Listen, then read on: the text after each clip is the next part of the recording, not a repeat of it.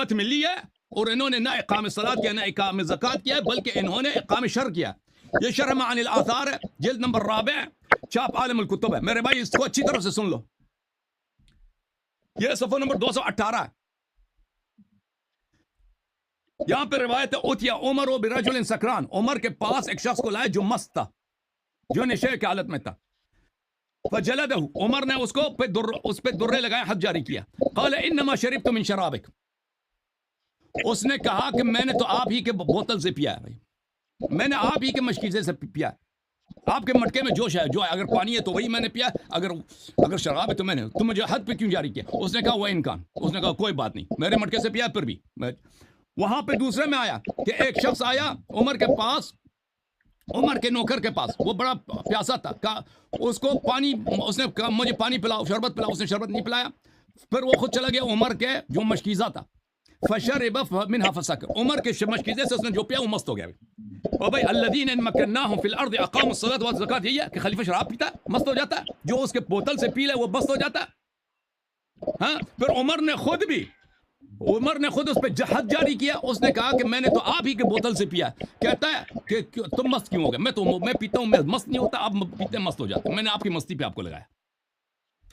اب بھائی یہ اقام الصلاۃ, یہ آپ کی کتاب ہے یا میری کتاب ہے؟ حضرت امیر المومنین عمر بن خطاب رضی اللہ تعالیٰ عنہ کے متعلق جاری نے جو ان کے اوپر شراب کی تہمت لگائی ہے, شرح معانی الاثار کی روایات کے ذریعے سے, ان روایات کی جو سند ہے اس پر کلام کر کے انشاءاللہ جر کر کے ہم حقیقت کو آشکار و بے غبار آپ کے سامنے کر دیں گے, اور پتہ چل جائے گا کہ یہ شخص کتنا جھوٹا ہے. یہ پورا ٹبر ہی جھوٹا ہے ویسے تو, لیکن ہم اس سے پہلے الزامی ایک روایت جو ہے وہ ان کی حدیث پیش کرتے ہیں, ان کے امام کی, امام جعفر کا فرمان. ہم نہیں کہتے امام جعفر نے ایسی بات کی ہے, ہم نہیں کہتے, یہ یاد رکھنا. یہ کہتے ہیں ان کی کتاب شیخ صدوق نے اس کو نقل کیا ہے. ہم بتاتے ہیں کہ شراب کہاں پایا جاتا ہے, شراب کے مٹکے کہاں ہوتے ہیں, شراب کہاں سے نکلتا ہے, اور ان کو شراب اور ان کے امام کو بقول ان کی کتاب کے کہاں شراب نظر آتا ہے اور کہاں پہ کیا نظر آتا ہے. ذرا یہ دیکھیے کہ بالکل ایک عجیب انوکھی بات جو ہے امام نے کی ہے.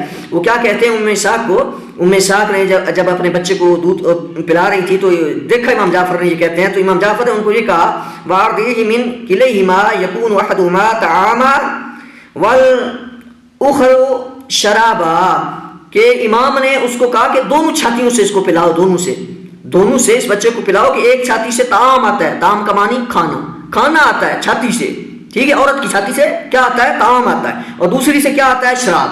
اب شراب کا معنی شربت کر لیں, شراب کر لیں, ویسے تو شراب ہی کرنا چاہیے کیونکہ ان کو بڑا شوق تھا نا شراب کا. تو تیری ماں دے متعلق جڑا امام جعفر نے بقول تھوڑی شیخ صدوق دے کے لکھے ہے جاری کہ تیری ماں دی ایک چھاتی وچ شراب پئی ہوندی ہے, یا پانی آندا پیا, یا کھانا پیا ہوندا ہے, یہ کتھوں کڈیا تسی؟ پہلے اپنی ماں دی خبر لے, اپنے ٹبر دی خبر لے, کہ بقول تیری حدیث کے امام کو یہ نہیں معلوم کہ عورت کے پستانوں سے چھاتیوں سے کیا آتا ہے. وہ تو کہتے ہیں طعام آتا ہے, پانی آتا ہے. آپ کا شیعہ ترجمہ کرتا ہے, وہ کہتا ہے پانی آتا ہے.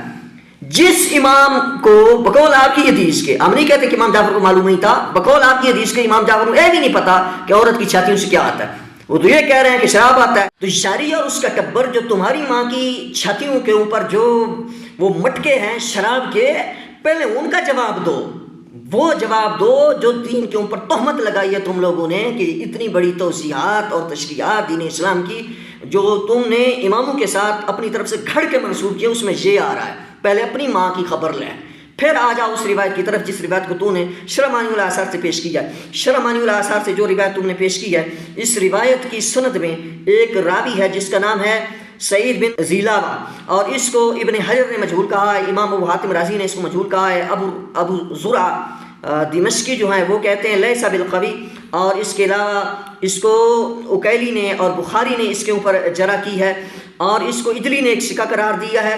لیکن ابن حبان نے اس کو دجال قرار دیا, اور ابن حبان کون ہے؟ الثقات ابن حبان کی اس میں انہوں نے اس کو دکھائی, جو کہتے ہیں الثقات کے اندر آ گیا تو ثقہ ہے.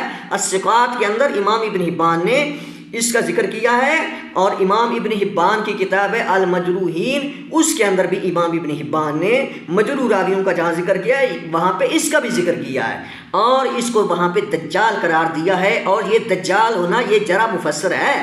پھر تمہارا یہ کہہ دینا کہ امام ابن حبان جس کو الثقات کے اندر نقل کر دو تو وہ ثقہ ہوتا ہے, اور ایرانی جیسے بین بجاتے ہیں وہ ثقہ ہوتا ہے, تو اسی ثقہ کو وہ مجروحین کے اندر بھی اس کے اوپر جرا کرتے ہیں, اس کو وہاں بھی نقل کرتے ہیں. تو پتہ چل گیا اور وہاں بھی الثقات کے اندر بھی ابن حبان نے اس کا جہاں ذکر کیا تو اس کے اوپر جو ہے وہ جرح کا قول نقل کیا ہے، صرف کتاب کے اندر آ جانے سے اس کی توثیق ثابت نہیں ہوتی۔ جاہلین تو صرف ابن حبان اپنی کتاب الثقات کے اندر جس کو نقل کرتے ہیں وہ ثقہ نہیں ہوتا، جاہل ہو۔ اپنی کتاب کے اندر وہ کئی ایسے روات ہیں جن کو وہ مجہول پاتے ہیں اور وہاں ان کو لاتے ہیں جس کے اوپر کوئی جرح ان کے نزدیک نہیں ہوتی۔ اس کا یہ مطلب نہیں ہوتا کہ وہ ثقہ ہوتا ہے، وہ مجہولین کا بھی ذکر کرتے ہیں۔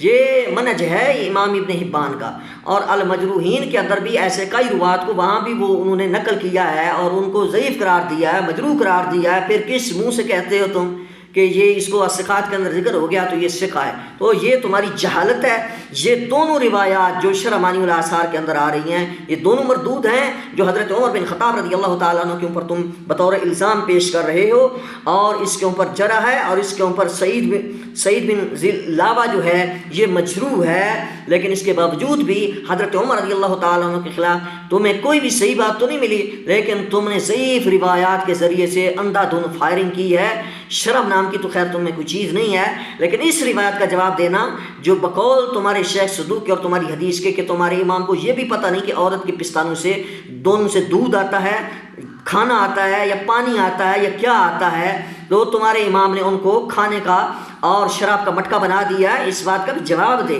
اب عمر کے اوپر الزام لگایا ہے تو ہماری طرف سے جب آتا ہے نا جواب تو تمہارے اندر جو ہے نا وہ پھر ہلچل پیدا ہو جاتی ہے تمہارے پوری ٹیم ٹبر کے اندر، تو برداشت کرو۔ عمر کے اوپر اعتراض کرتے ہو تو عمر کے غلام کا جواب آئے تو برداشت اپنے اندر پیدا کرو، وگرنہ عمر کے خلاف نہ بھونکو۔ جو کتا عمر کے خلاف بھونکے گا پھر ہم سے جواب وصول کرے گا۔